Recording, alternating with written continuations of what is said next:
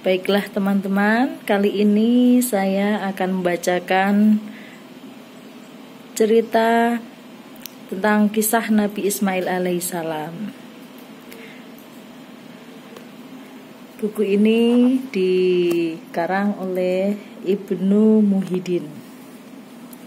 Kita mulai ya ceritanya. Nabi Ibrahim, Siti Hajar, dan bayi kecil Ismail melakukan perjalanan menuju Mekah. Setelah berminggu-minggu, akhirnya mereka tiba di Mekah.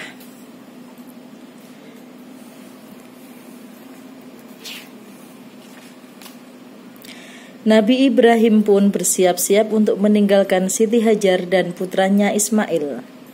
Betapa sedihnya Siti Hajar karena ditinggalkan di sebuah daerah yang tandus. Sepanjang mata memandang hanyalah hamparan pasir. Siti Hajar memegang pakaian Nabi Ibrahim sambil menangis sedih.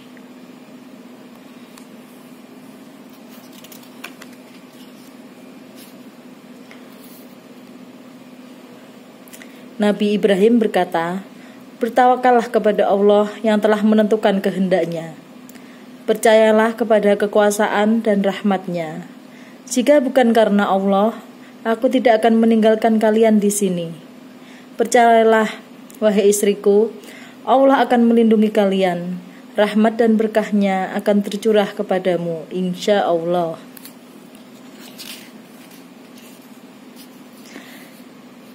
Akhirnya Siti Hajar melepaskan tangannya. Dia merelakan suaminya pergi meninggalkan mereka berdua.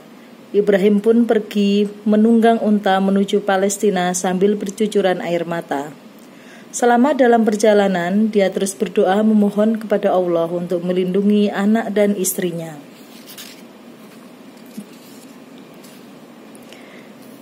Setelah Nabi Ibrahim pergi, tinggallah Siti Hajar bersama anaknya yang masih bayi, yaitu Ismail. Daerah itu benar-benar kering tanpa sumber air dan tanaman. Persediaan makanan dan air telah habis. Siti Hajar mulai gelisah karena air susunya kering sementara bayinya menangis kehausan. Siti Hajar menjadi panik dan bingung. Kemana ia harus mencari air? Lalu dia pergi ke Bukit Sofa. Ternyata tidak ada air di sana. Dia pun kembali lagi. Dari kejauhan, terlihat seperti ada air. Dia pun berlari menuju Bukit Marwah. Ternyata hanya fata morgana. Siti Hajar terus bolak-balik antara Bukit Sofa dan Marwah selama 7 kali. Tetapi dia tetap tidak menemukan sumber air. Siti Hajar benar-benar kehabisan tenaga. Dia mulai putus asa. Tiba-tiba datanglah malaikat Jibril. "Kepada siapa engkau dititipkan?" tanya malaikat Jibril. "Hanya kepada Allah," kata Siti Hajar. "Jika demikian, maka engkau telah dititipkan kepada Yang Maha Pengasih yang akan melindungimu dan mencukupkan keperluan hidupmu." Lalu Siti Hajar diajak ke sebuah tempat. Di sana Jibril menginjakkan kakinya. Seketika itu juga dengan kuasa Allah air menyembur keluar. Itulah air Zam-Zam.